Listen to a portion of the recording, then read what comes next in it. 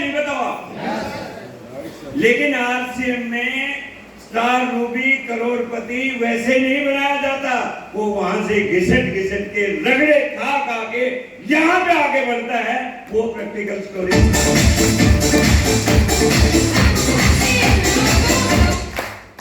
आज से 15 साल पहले मैं भी आपकी तरह फटीचर था।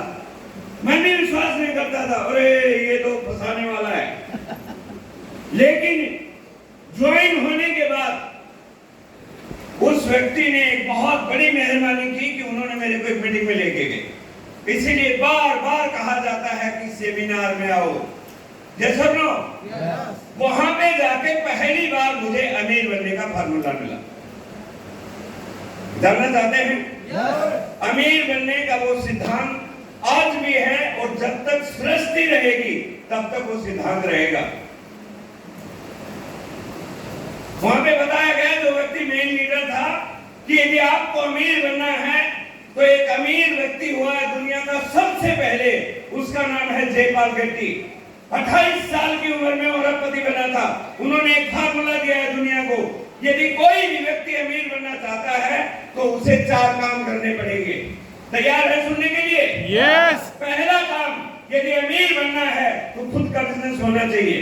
यदि आप किसी की नौकरी में हो, यदि आप किसी के बिजनेस में हो, आप कभी भी अमीर नहीं बन सकते। बिजनेस खुद का होना चाहिए। बात समझ गए? यस। दूसरी बात उसी किताब में लिखी है, जो बिजनेस हो वो ऐसे प्रोडक्ट का होना चाहिए जो रोज इस्तेमाल करने वाले हो। FMCG का साबुन, तेल, नमक, मिर्च, मसाला, नमकीन, चाय पत्ती, कपड़े लत्ते, जूते जुराब का होना चाहिए।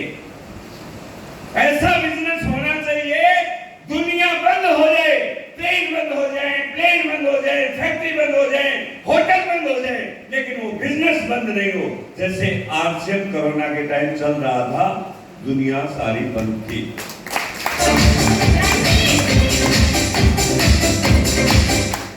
मैंने सोचा कि बहुत बढ़िया बात है,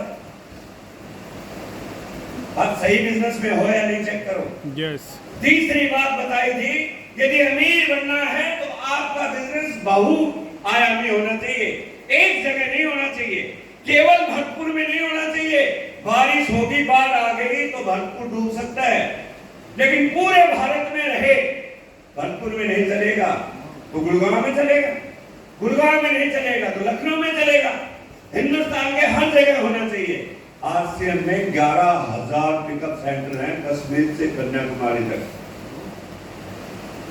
चल सकता है या नहीं? यस।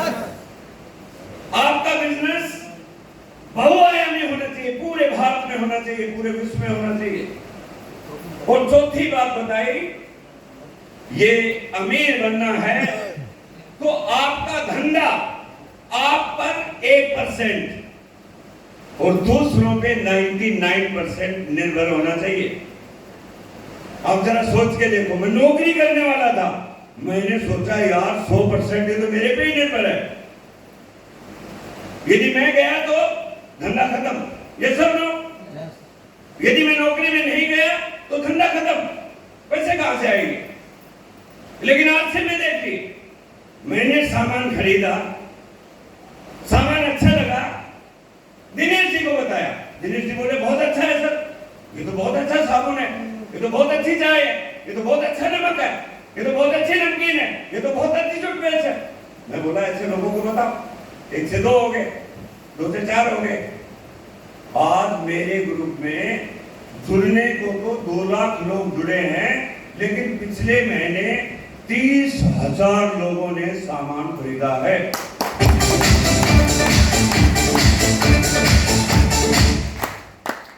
एक व्यक्ति सुबह उठता है भरतपुर में, के शर्मा जी, बाथरूम में जाते हैं, 1 रुपए का शैम्पू पाउच यूज करते हैं।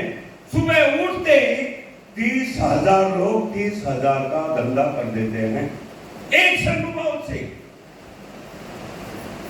उठने के बाद जैसे ही चाय पीते हैं नीरज शर्मा जी, 30,000 लोग धंधा कर देते हैं। मेरा बिजनेस मेरे पे 1% है और 99% दूसरों पे निर्भर है। क्या ये अमीरी की तरफ नहीं जा रहा है? उस दिन मेरे को पता चला कि यार तेरे हाथ में क्या आ गया, तू तो मुकेश अंबानी जैसा बन सकता है। विश्वास हुआ, घर गया, रात को सो नहीं पाया, आधी रात को उठा, एक पेपर निकाला, सफेद पेपर, और एक एप्लीकेशन लिखी, टू दी मैनेजर मारुति उद्योग लिमिटेड। मैं रामकिशन अपने होश हवास से, अपनी मर्जी से आपकी कंपनी में सेवा देने में असमर्थ हूं और रिजाइन कर रहा हूं, और वो पेपर देके मैं आ गया। ये होता है पावर, यदि आपके अंदर ये बिजनेस समझ में आ गया तो। मैं बहुत बार मीटिंग में कहता हूं, जब तक समझ में नहीं आया कोई माई का लाल आपको करवा नहीं सकेगा, और जिस दिन समझ में आया कोई माई का लाल आपको रोक नहीं पाएगा।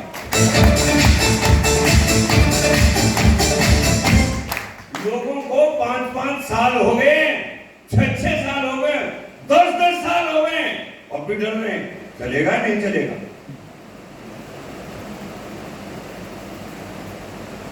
सतीश जी,